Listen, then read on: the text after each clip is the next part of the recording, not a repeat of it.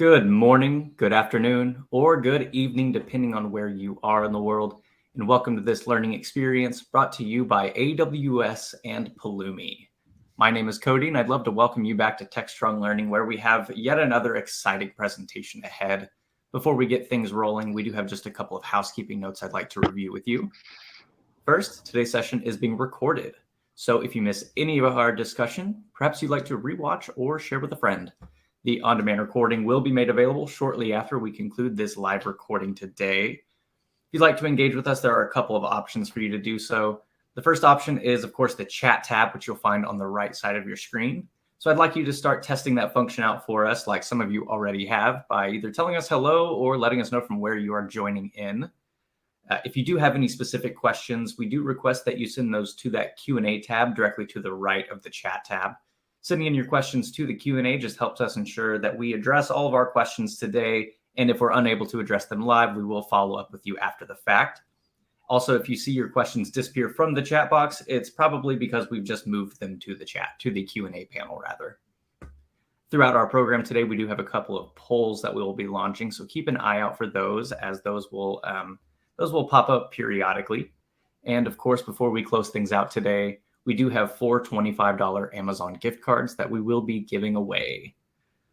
So our program today is titled Getting Started with Docker and Kubernetes on AWS. And I'm joined by Scott Lowe, Principal Technical Content Engineer at Pulumi. And today off camera, our voice from the ether is Marina Novikova, Senior Partner Solutions Architect at AWS. You'll see Marina helping out a lot in the chat. She's a big help, so feel free to take advantage, send in as many questions as you'd like. That being said, Marina and Scott, thank you both for joining us today. Scott, would you like to go ahead and take it away? All right, you got it. Thank you so much. And thanks everyone for joining. Excited to be here with you all and looking forward to today's session. We got a lot of fun things planned, and I hope that it's both entertaining and informative. So let's jump right in. I saw a few questions in the chat as we were getting ready to get started about following along. I do encourage everyone to follow along and participate for some hands-on experience, right? I'll have more details on exactly what's needed for that in just a moment. But feel free to post your comments or your questions in the chat. We do have the dedicated Q&A section, as was mentioned. You can also join our community Slack, the Pulumi community Slack, by going to slack.pulumi.com and then generating the invite from there. If you're not already a member, there's a workshops channel there that you can also ask questions about this workshop or any of the workshops that we have conducted. And of course, we always love your feedback. We love to hear what we're doing right and as well what we're doing wrong and what we can do better. So please feel free to provide your feedback. I'll remind everyone about the polls that you can see and that'll pop up periodically. They're live right now, just for some additional information about the who you are, what you do, how familiar you are with AWS or Kubernetes or Docker or Pulumi, and that helps us understand the kind of folks that join the workshop. So please take a moment and fill those out if you can.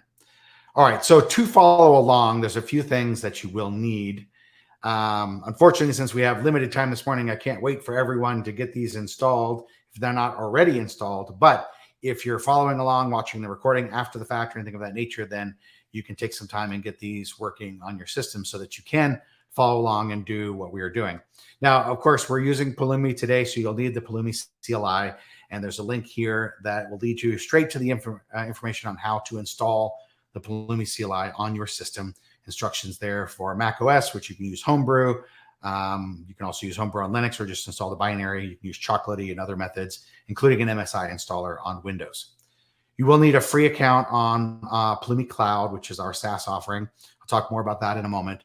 Because we are working with AWS today, you're going to need an AWS account and a working installation of the AWS CLI. And then today we're using TypeScript as our supported programming language for defining infrastructure as code. So we're going to need Node.js installed and working.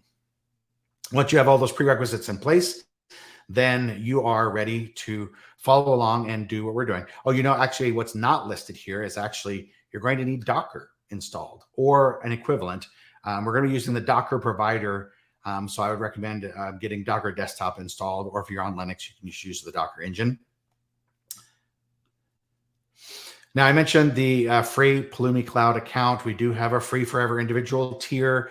You can sign up. You can get unlimited deployments, unlimited updates, handle all of your secrets management, your state management, all of that at no charge.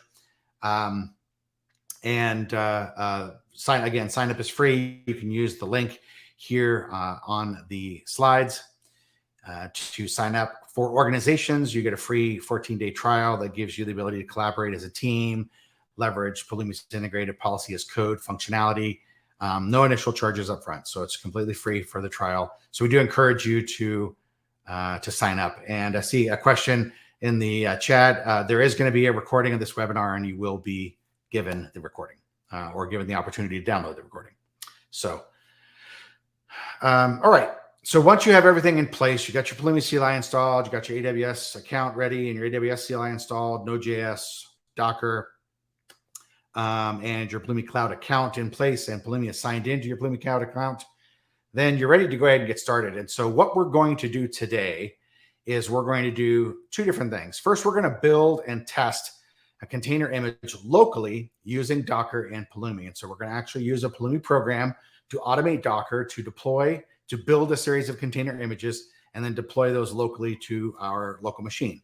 The idea here being that this is similar to a developer wanting to deploy and test locally to ensure that the code that they just wrote is working and the container image is built successfully and correctly, and that everything seems to be good before they then try to deploy this into a more production-like environment for staging, Q&A, testing, anything of that nature.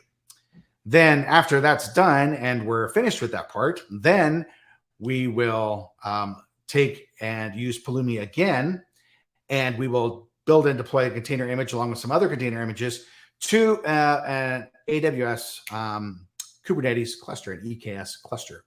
And so we'll run a Pulumi program that will take these container images and then deploy them onto Kubernetes so that they are running in a more production-like environment. So let's start. The subject material that we're going to be using for today is a fictional company called Zephyr Archaeotech Emporium. And this is a fictional company that Pulumi created. We have a series of blog posts, and the link for that you see on this slide here that takes you to the first in our series of blog posts. But the idea here is that we wanted to be able to provide to customers a good example of what it looks like to do a pretty complex containerized application, and how you would go about deploying the infrastructure and the supporting platform and the application itself, that sort of thing, using Pulumi. And we can describe some recommended practices, things you should or shouldn't do along the way. And so to facilitate all that, we created this fictional company and some fantastic artwork to go along with it. As you'll see, that's the logo there for Zephyr. I do encourage you all to visit the blog series and read and comment on that. The environment that we have created for Zephyr is currently all publicly available on GitHub. And these are the 3 GitHub repositories that we will be working with today. They're linked at the top of the public chat section there. So we have 3 different repositories. And if you go back and you read the blog series, you'll kind of see how it came to be that there are 3 different repositories and 3 different projects. But we have 3 different Pulumi projects. The first project just stands up some base infrastructure. So a VPC on AWS, subnets, internet gateways, NAT gateways, all that kind of jazz. Just base infrastructure that's going to be used. Then we have a project that will stand up the EKS cluster, and it will use the base infrastructure from the first project as input into standing up the Kubernetes cluster. And then the last one is the online store application itself, which is a containerized application. It's an online retail store. And in that repository, there are 2 different Pulumi programs that we're going to look at. The first one is in the develop/Pulumi folder, and that's where we're going to run this locally using our Docker provider. And then the second is in the infra folder, and that's where we're going to be deploying it to EKS. And it will deploy to the EKS cluster that we created with our EKS project. Now I want to show you the code for all of this here in just a moment. And so I'll walk you through sort of how everything works and show you what's been created already. So in the interest of time, I've gone ahead and created a few things already. So let's go ahead and take a look at that. So to do that, we're going to flip over to the terminal and let you see live what I'm doing on my computer. So let's do that. Okay. So I'm in a terminal window here, and I'm currently sitting in the Zephyr Infra repository that's been cloned down to my machine. And so you can see here are the files from the repository. And again, to remind everyone, the repositories you can see are here. So the Zephyr Infra repository, I'm going to walk through the code in that moment. Zephyr K8s, Zephyr app. And then this is the blog series of articles. And that link is in the handouts. Thank you for adding that to the handouts, Cody. So you can go through and look at that as you have time as well. But here's the code for the Zephyr Infra piece. And I'm going to walk through the code real quick to kind of give you a feel for what's here and help you see one way of using Pulumi to deploy a Kubernetes cluster on AWS. So let me open up this in a code editor. Okay, and here we go. We'll just pull that over so you can see it. All right, and so this is a Pulumi program that we wrote to deploy just the base infrastructure for the online store application. So what this does is it just uses some higher level components that Pulumi has created. We call that Crosswalk for AWS or AWS X. These are some higher level abstractions. So instead of having to define a bunch of different components and assemble them together, like, a VPC and then the subnets and then the route tables and then the route table associations, et cetera, we just give you this higher level VPC abstraction. And that allows us to create a new VPC and all the associated things in a best practices way, using multiple availability zones and all of that with just a few lines of code. In fact, here in 3 lines of code, you can see starting on line 8, we won't include the comment in the 3 lines, but you can see we just define a new VPC, we enable DNS hostname support, and we give it the CIDR block that we want the VPC to use. And then we just export some values as well. And that's because we're going to need those values exported for use in other projects, as you'll see in just a moment. So very, very simple, very easy. It kind of highlights the power of using a programming language like for your infrastructure as code with Pulumi. Now, I've already gone through and sort of created that. So let's just flip here to the terminal and I'll do a Pulumi stack ls and you'll see a stack called Workshop. You can see that I turned it up about an hour ago and it's got 37 resources that were created when I ran the update for this stack. And if I run Pulumi stack output, then it'll show me the values for the resources that it created. So you can see the VPC ID. You can see both the public and private subnet IDs as well. Not super concerned about showing resource IDs on a recording because I'm going to destroy all this afterwards anyway, because Pulumi makes that easy. Now, so that stands the base. That's the base layer for the online store application that we're going to ultimately deploy, right? But the next piece up is like running a Kubernetes cluster on that. And so to do that, I'm going to flip over to the next project that we use, which is clear that. And you can see here a different repository. It's called Zephyr K8s. And so we were just in this Zephyr Infra repository here for setting up the base infrastructure. Now we're switching over here to Zephyr K8s for setting up our Kubernetes platform. And I'm going to close this window and we will open up a new window with this one. Okay, here we go. And I'll show you this code. Now, this code's a little more complex. So as you can tell, we're using TypeScript here, which is one of the reasons why in the prerequisites, we talked about having to have Node.js listed.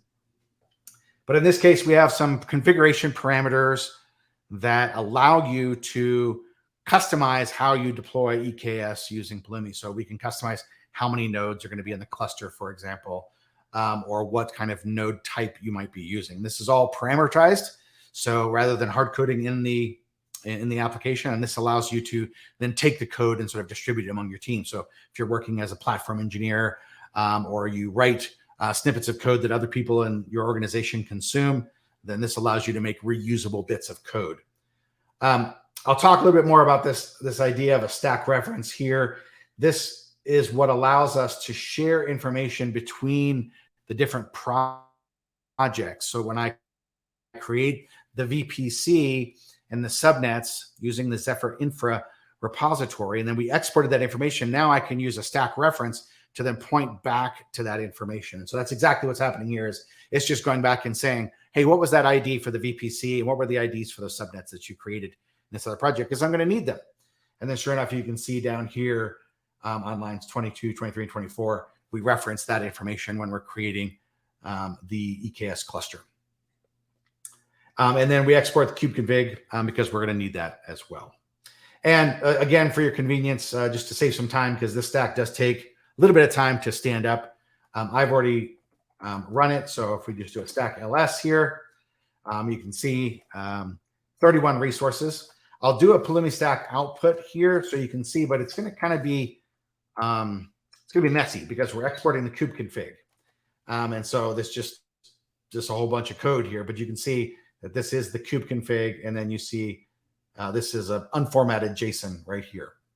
Now, just to show that this Kubernetes cluster is actually running live, let's retrieve that kubeconfig and see if we can connect to it with kubectl. So I'll say that I want to get the output, and I want kubeconfig, and I'm going to put it in this directory as, I'll just call it EKS because that's less to type. So then I have an alias KC for kubectl. And you can see, okay, I've got 3 nodes running in the US West 2 region, right? Okay, so our base infrastructure is stood up. Now let's take a quick look at the application repository where the online store application actually lives. And then we're going to deploy it locally using the Docker provider. So to do that, I'm going to flip over here to the Zephyr app directory. This one is significantly more complex because not only does it have the Pulumi code, it also has all of the application code for the online store.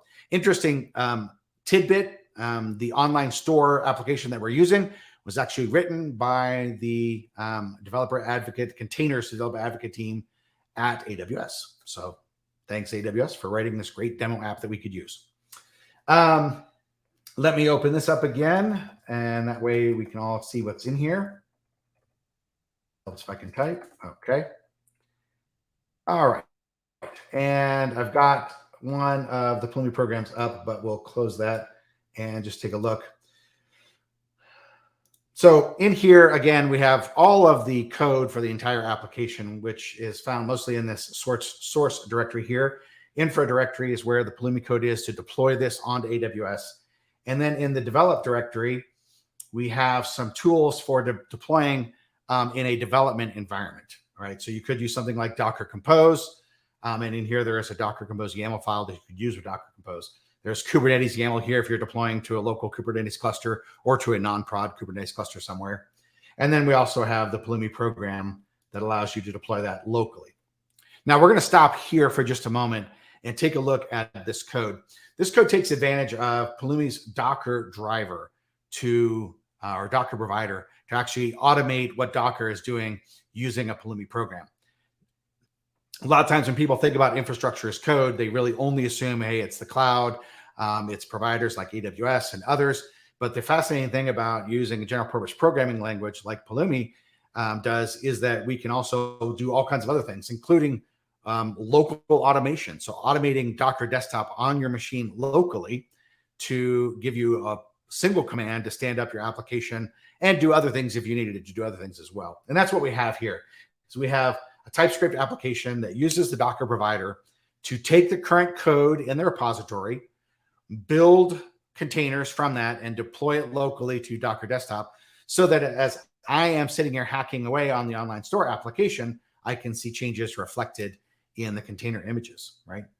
So the way this program is written, and again, all this is in the public GitHub repository, so clone it down to your systems, look at it yourself, file issues if you find problems.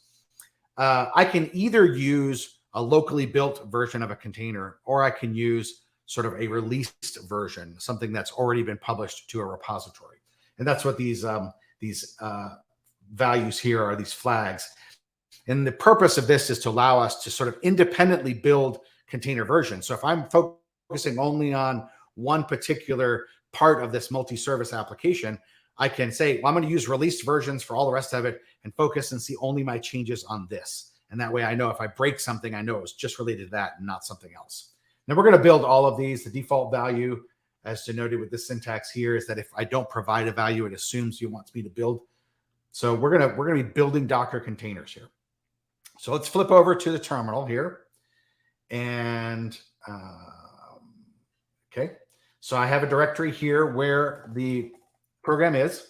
Okay, this is the same one that we were just looking at. And let me go ahead and create a stack. So we've got a test rebrand stack on here already. So let's just go ahead and let's see. Let's check the config for this. Okay, no config. So let's start a new stack. We'll call it workshop. And when I do a Pulumi stack ls now, and recall again that if you're not familiar with this, a stack is a completely independent instance of all the resources that are defined by a Pulumi program, right? So I have the Pulumi program. I can write that Pulumi program once, and I can use it to stand up multiple instances of the infrastructure that's there. And they might be deployed to different regions, might be deployed with different configuration parameters, whatever the case may be. All right, so we've created our workshop stack. We're going to go ahead and do a Pulumi up. Oh, before I do that, I just want to show you. So I'm going to do a Docker image ls. You're going to see a few container images, not many. These are some of the public images that are used by the online store application, right? Stored in public Elastic Container Registry. And then a few that are used for build that I have locally, but you don't see any that are pertaining to the online store application itself. Okay, there's nothing here listing to the online store. There's some basic images. So when I do Pulumi up, the Pulumi engine is going to go look at the program, give us this preview of what it's going to do. It tells us, okay, I'm going to create some images. I'm going to create a Docker network. I'm going to pull some remote images, and then I'm going to stand all this stuff up by creating containers out of those images. Total of 24 resources. And when it's all said and done, we'll be able to access the online store using that URL. So let's go ahead and say, yes, we want to do that. This will take, oh, I don't know, a few minutes maybe at most. It's pretty quick. And you can see that it's going through and creating all of the items. Okay, boom, there we go. Now we're done. Let's open up a browser window. And let me pull this. Actually, I can just use this browser window. Here we go. Open a new tab.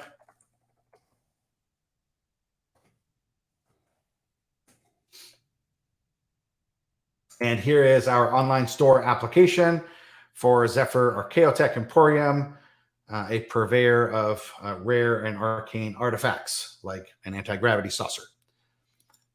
Okay, and so this is completely running locally. We took the source code from the repository. We built the container images from that source code, and then we deployed that locally using Docker. And so again, the idea here is that, hey, you're developing an application. That application runs in one or more containers. You want a quick and easy way to test it. We're leveraging Docker and Docker Desktop along with the Docker provider to be able to go and define how to do that with a simple Pulumi up. The value prop here is not only making it super easy to test, but also giving you consistency in the tools that you use, not only to test locally, but consistency in when you're deploying to production or production-like environments as well. And just as you can with other infrastructure as code environments, we can just do a Pulumi destroy. Oh, before I do that, I should show you. You now see a bunch of Zephyr-related images listed here, right? And these were built within just a little while ago, right? It says about an hour ago, but we just built them right now. All right, so let me go ahead and do a Pulumi destroy. And that's just going to tear down the local stack. All right, so let's flip back to our slides and see where we are. So what we've done so far is we've built and tested a container image, or actually multiple container images locally, using Docker and using Pulumi. We did this using the Docker provider, which allows us to do all kinds of interesting things, defining images, pulling images from registries, creating Docker networks, standing up containers, all that kind of stuff. So full automation of Docker as needed locally. What we want to do now is take that same source code and we want to deploy it to the EKS cluster that we have running on AWS. And so for that, we're going to switch to a different Pulumi program, and we're actually going to do some live changes in the program. So keep your fingers crossed that things work as I expect them to work, because what we want to do is we want to see the changes that I made locally with some of those new images that showed you, the anti-gravity saucer or the portal gun, right? We want to actually push those changes up to our cluster on AWS. And so we're going to do some live coding, and then we're going to deploy, and hopefully everything's going to work as expected. So to do all that, we're going to go back to the terminal again. So here we can see that the Pulumi destroy just finished, right? And if I were to run Docker image ls again, you would see the images are still here. That's because we don't remove the images when we destroy, because you might want to keep them around for some reason. But there are options to go ahead and remove those images when you run a Pulumi destroy that you can specify in the code. All right. So to do what we need to do here, we're going to switch into the infra directory. And I'm going to close this, which is our local development program, and we're going to open this one. All right. So now this is a really big program, so to speak. We're looking at about 1,000 lines of code. So scroll over to the bottom. Oh, a little more than that. Sorry. 1,300 lines of code. My bad. What it does is it deploys all of the components of the online store, and the online store is it's a big microservices based application. So we've got a checkout service, a cart service, a UI service, some databases on the back end, that kind of thing, right? And there's a diagram of the architecture in the repository, in fact, if you wanted to look at that. So it uses Pulumi and Pulumi's Kubernetes provider to take the source code that's here and deploy that to a Kubernetes cluster. And when you say, which Kubernetes cluster, you can see here, we're using a stack reference to point back to the stack where we created the EKS cluster to get the credentials to authenticate to that cluster. So when you stand all this up, you stand up the Zephyr infra, it creates the base infrastructure. You stand up Zephyr K8s, it creates the EKS cluster on that base infrastructure.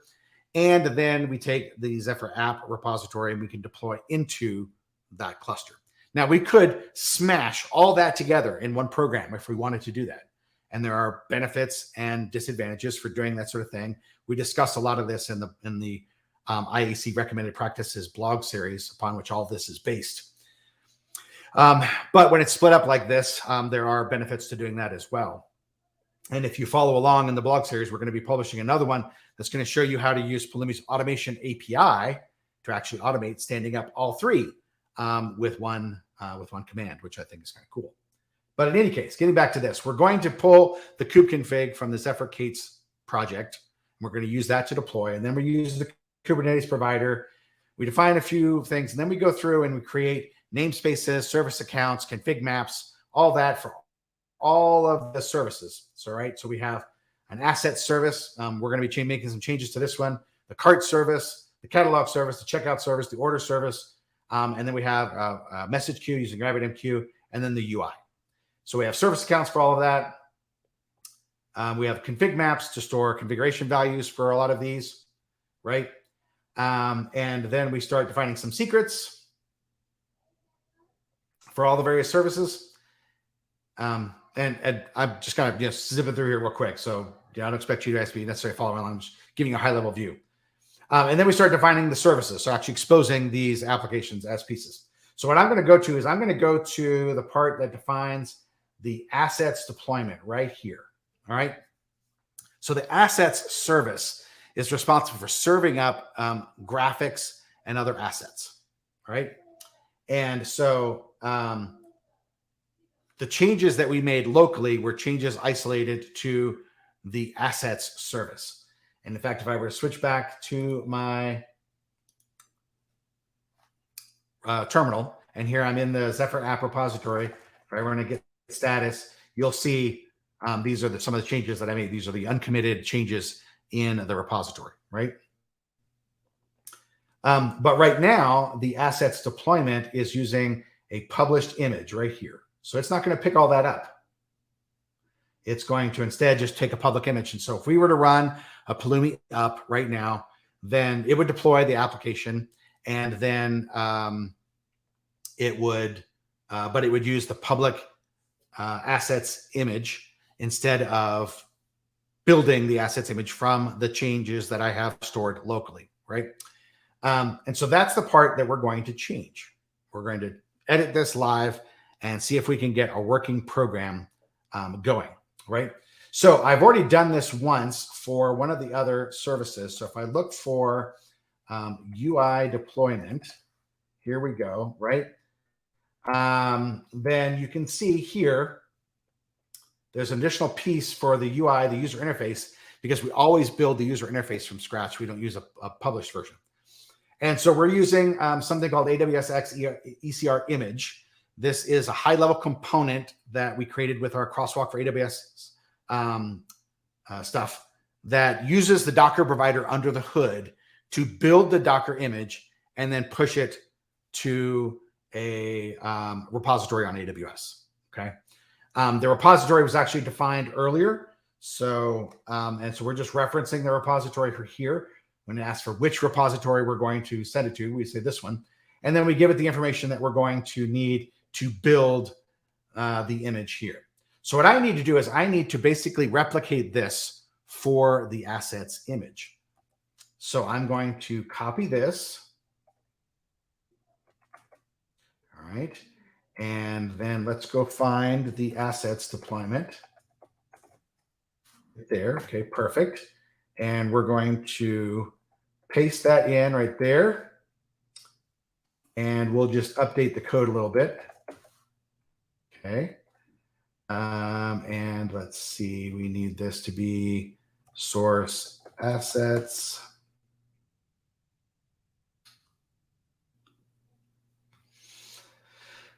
Okay. And then, yep. Okay. And we're building for AMD 64. Okay. And then we're going to change this name to assets image. All right.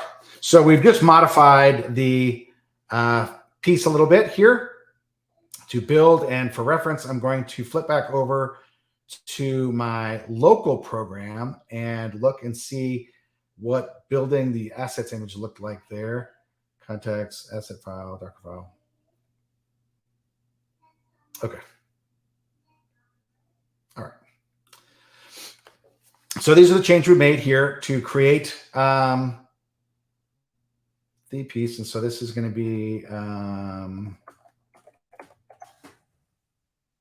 well, there we go. All right. And I don't think we need the jar path arguments at all. All right. So we're creating some new code here that tells Pulumi to use the Docker driver, Docker provider, to build our assets image, right? And then we're going to go down here and we're going to tell when it goes to say which image you want to use, we want to use assets image. Let's see here. Let's look at how the UI deployment references that. Okay, there we go. So it references here image as UI image, image URI. Great.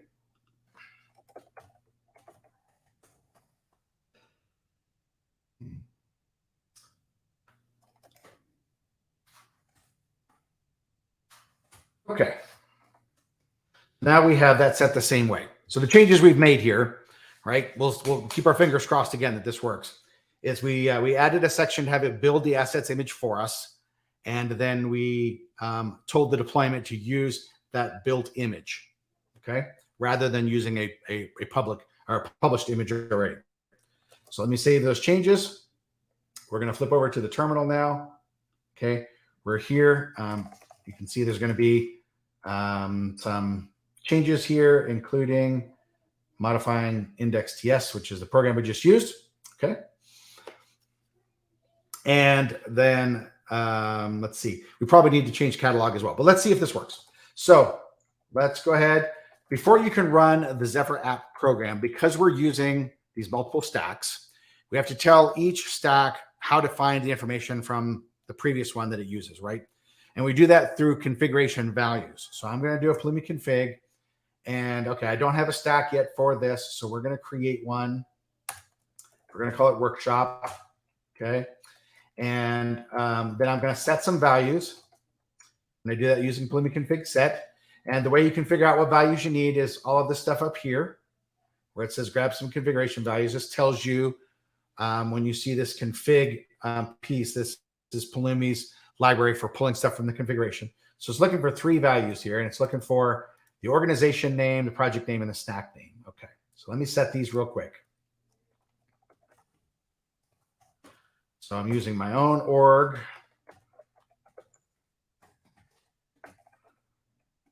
And Zephyr Cates is the name of the project.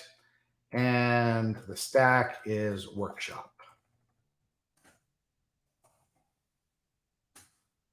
All right, now let's run a Pulumi up. All right, so what we're doing now is actually deploying the online store to the EKS cluster that is on AWS. It gives us this preview. It says, okay, I'm going to go do a bunch of things. Here's all the things that it's going to do, right?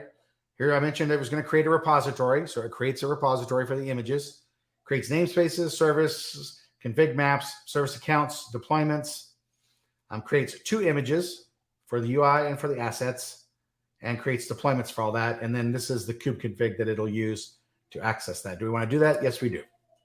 Now, if this all works as expected, then what we'll see in a few minutes is that it will create an elastic load balancer on AWS, associated DNS entry with that, and that DNS entry will be able to be used to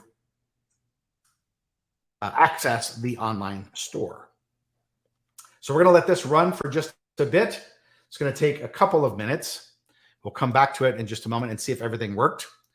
Thought I would so what we're in the process of doing, what we've already done, what we're in the process of doing is now building and deploying that container images to EKS. But I want to take a minute and see if there were some unanswered questions that folks may have. Looks like Marina has absolutely been on top of Q&A, so that's great. Thank you for that. Please do take a moment to fill out the polls if you haven't done that yet. And then let's flip back over to the terminal then and see how things are going along. Okay, still creating. And it's now creating the orders deployment and the catalog deployment. And if we scroll back up, so creating the assets, creating the load balancer service for the UI. This is what it will generate the elastic load balancer by which we can access it. And also the UI service, which is an internal service. So all those are still going. All right.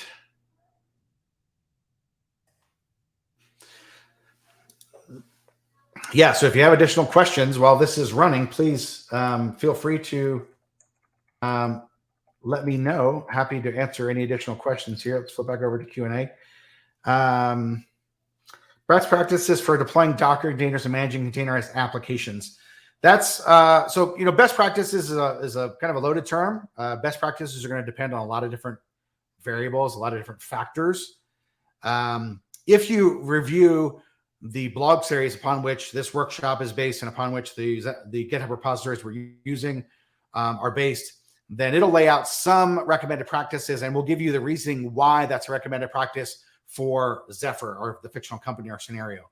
So for example, one of the reasons why we went to multiple projects for deploying was because in the scenario for Zephyr, they were very successful. They started growing very quickly.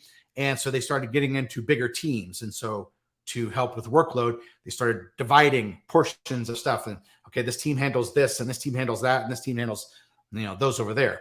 And to facilitate, or sort of to align to that organizational structure, then they also started structuring their Pulumi projects in the same way, so that the operations team could manage the base infrastructure, the Kubernetes team could manage the Kubernetes platform, and the application team could continue managing the applications. You could take that even farther and break it down and say, we're going to have individual service teams managing only their service on Kubernetes, and not have one big program that manages the entire online store, for example. So there's a lot of different factors that go into that. If you have any sort of more specific details, I would encourage you hop into the Pulumi Slack, the community Slack, and we'd be happy to talk about those in much more detail with you. But in general, best practices involve, making sure that you are, publishing to a repository or a registry, making sure that you are appropriately securing those things, and using version control for your container artifacts, right? Container build artifacts. So we could go a lot deeper, but without knowing any of the details, it's hard to say. How do we handle versioning of ECR images? So if we were to, and I tied up, well, I might be able to get to it right now. So you can go around Docker and Kubernetes right at the moment. You will see some, here we go. Is like this. And one of these is good every time you run Pulumi up here for a different image ID, right? And that's how one of the ways how you can control how your images are stored in the repository. It's also going to largely be driven by the code. In our case, the code is very simplistic. It says, let's see, I think we're here. No, that's the other one. Here we go. So down here, if we look at this, right, this is basically just saying, hey, here's the Docker file, here's your path, here's the repository. There are some additional options you can supply here that are not included in this particular code that give you some additional options for how it should be tagged and that sort of thing. All right, let's check on the stack real quick and see what's going on here before I answer the next question here. All right. So I have a feeling that the demo gods did not smile on us, and I think the asset service is not going to build. But we'll give that a minute or two while we answer another couple questions here. All right. Somebody asking about how to create the income or controller load balancer. In this particular case, because we're using EKS, which is deeply integrated into the rest of the Amazon Web Services ecosystem, then that's actually handled when you just deploy a service of type load balancer. And you can see that done here in our code. Starting on line 510, we create a load balancer service for the UI. And we just specify type load balancer right here. And that will automatically trigger the creation of an Elastic load balancer on AWS because of the integration between EKS and the rest of the AWS ecosystem. So it's actually really, really simplistic. If you needed to create a load balancer outside of Kubernetes, then there are ways to do that using Pulumi and using a load balancer resource to do that. All right. Well, in the interest of time, I'm going to stop this one because it looks like it indeed is not going to work. Yep, here we go. Here's some of the pieces. This is where it's building images. We can check and see, sort of what's going on with it, but it's all due to the changes that I made, I assure you. And this is what happens when you don't test your code ahead of time, right? All right, let's flip back to the slides here. So we have a few minutes left for additional questions as well. If you want to continue asking questions, happy to do that. Let me check and see what's in the chat here. Oh, nothing else going on in the chat.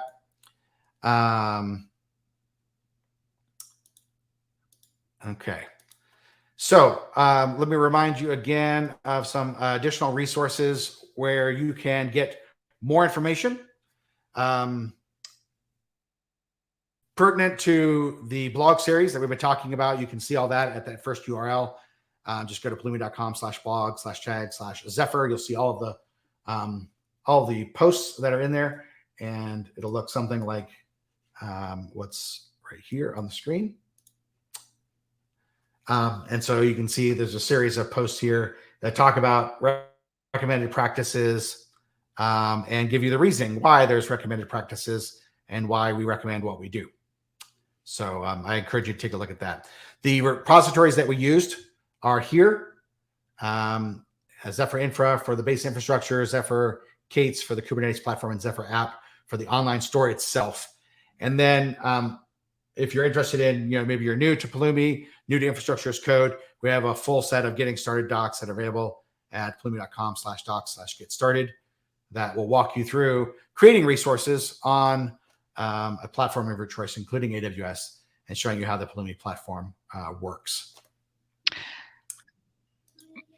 Scott, we have, I think, one more question. Is it possible to change Pulumi configuration at runtime? For example, I need to add custom annotation with the build number at runtime. How does it work? Yeah, you can absolutely do that. That would be done via a configuration parameter. So if I flip back over to the screen and we pull up the code, we could, for example, let's see. So here we have some configuration parameters that we're retrieving, right? We could add another configuration parameter here that says, hey, I need, annotation or whatever. And then when we are defining those things, we could reference them, in here. Like we could say, okay, here's a label or an annotation. We could actually just put it right here. And that way, before you run the stack, you can use Pulumi config set to set those configuration parameters. And so, for example, if I look at this Pulumi config here, you can see it shows some configuration parameters. There would just be another configuration parameter there that would be used for, whatever it is you need it to do, whether it be an instance type or an annotation or a label or anything of that nature. So you can absolutely do that. The best way to do to make your code reusable and extendable is to parameterize as much as possible. And then you can use mechanisms like what you see at the top of this program. In TypeScript, it uses this syntax to indicate a default value if no value is supplied. Other programming languages will use other mechanisms for doing it. And that would allow you to say, I want users to be able to supply a configuration parameter, but if they don't supply a configuration parameter, I want you to use this value.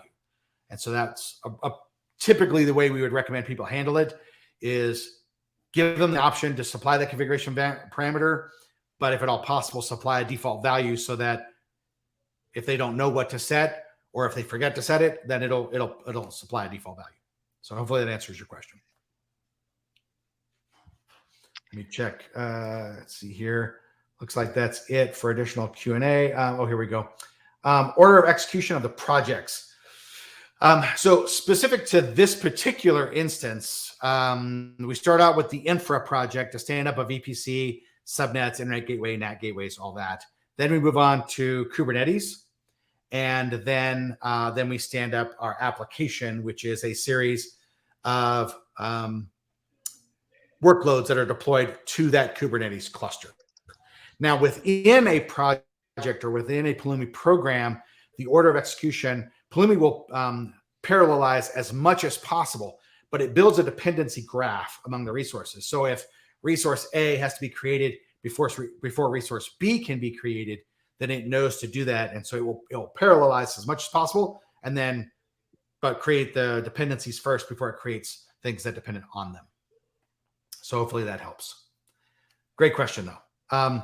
And as I mentioned earlier, if you do end up in a situation where you have multiple projects, like we are describing here, you can also use the automation API to write a program that will orchestrate all of the different Pulumi programs for you. So users don't have to remember the order of the projects. They can just run this other automation API program, and it will remember the order of the projects for them. So that's another way to approach it. All right, let's see. Looks like most of these have been, there's that the answered section. Okay. Possible change at runtime. Yep, we answered that. Versioning of images. Yep. Incoming controller, ALB. Yep. Okay. All right. And I guess we're nearly out of time, but we'll take this last question here. Advantages of Pulumi versus some other IAC tools. Marina's got a great link there. We believe one of the key advantages of Pulumi is the fact that we use general purpose programming languages instead of requiring you to use some specific domain specific language. And that just makes for easier transition between other development tasks in which you may be involved and then working in infrastructure as code.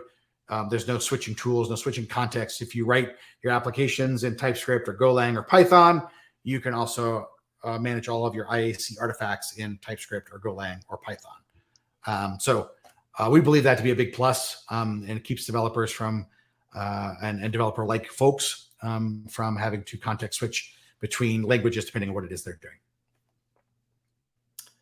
All right. Hey, great to see people using Pulumi in the projects. Thank you for pointing that out. So awesome. Okay. Well, we are coming up on time. I want to thank all of you for participating in the workshop today. I hope that you found it useful. Sorry that my on-the-fly changes didn't work, but I do assure you I did run this code ahead of time without the changes, and it does work. So feel free to clone down the repos and have a look and give it a try. Feel free to open issues if you find any problems with any of the code in those repos. We'd love to address that and continue to use this set of examples as a great example of how to do Docker and Kubernetes on AWS with Pulumi. So that's it for me. Awesome. Scott, Marina, thank you both so much for joining us today. Marina, did you have any closing thoughts before we close things out too? I wanted to give you one more opportunity to speak. Yeah, thank you guys for joining. There's a lot of questions about other infrastructure costs, Terraform versus Pulumi. I think I posted the link actually 3 times. As Scott mentioned, one of the main advantages Pulumi is a lot of DevOps coming from, and like a lot of organizations merging DevOps and Dev roles, right? Pulumi allows you without additional learning curve to use infrastructure code, use the same IDEs, use the same practices, right? It's as I see it, it's a preference of organization. I would say it's a team decision what to use, and like who's bringing what kind of knowledge. There's a lot of good features on the both platform, right? Scott showed how to do Pulumi. There is nothing wrong with any infrastructure code. Depends on your use cases and your team knowledge. Mm-hmm. Awesome. Well, Marina, Scott, thank you both so much for joining us. I do want to give everyone the opportunity to send in any last-second questions while I kind of start to wind things down. But I do want to remind everyone that this session was recorded. You will be receiving an email with a link to access the recording on demand. And of course, you can also find it living on the DevOps website at devops.com/webinars. And be sure to look in the on-demand section. The 4 winners of our $25 Amazon gift card giveaway are Ashita K, Karunish B, Kristen S, and Myron Z. So to our 4 winners, congratulations. Keep an eye on your inbox to claim your gift card. It should make its way to you in the next 48 or so hours. If you don't happen to see that email, check your spam folder just in case it happens to get filtered out. I'd like to thank AWS and Pulumi for sponsoring today's program. And let's take one last look at the Q&A. Scott, Marina, did we have any final questions come in? Nope. We're awesome. Clearing that out. So we're if you do have final questions, happy to take them. But if not, thank you so much for joining. Thank you for joining, and you're always welcome in the Pulumi Slack to find us. Absolutely. Perfect. And we will be sending all these questions over to Marina and Scott as well. So if there's anything that went unanswered, they'll be sure to check those out and get back to you after the fact. So again, Marina, Scott, thank you both so much for being here with us. And to our audience, thank you so much for joining us too. This was a packed hour, and we really appreciate you sticking around with us throughout the whole thing. And we do just want to ask for one more moment of your time for a brief survey that'll pop up as soon as we close out. I've also put a link in the chat if you'd like to go ahead and open that up. But if you stick around with us, you will be funneled into it. We'd love to hear your thoughts about whether it's about this program or if you have suggestions for an upcoming topic, please let us know. We want to deliver you some content that you'd like to hear and see. So thanks so much for joining us. Scott, Marina, I'm sure we'll reconnect here pretty soon. Absolutely. Thanks, everyone.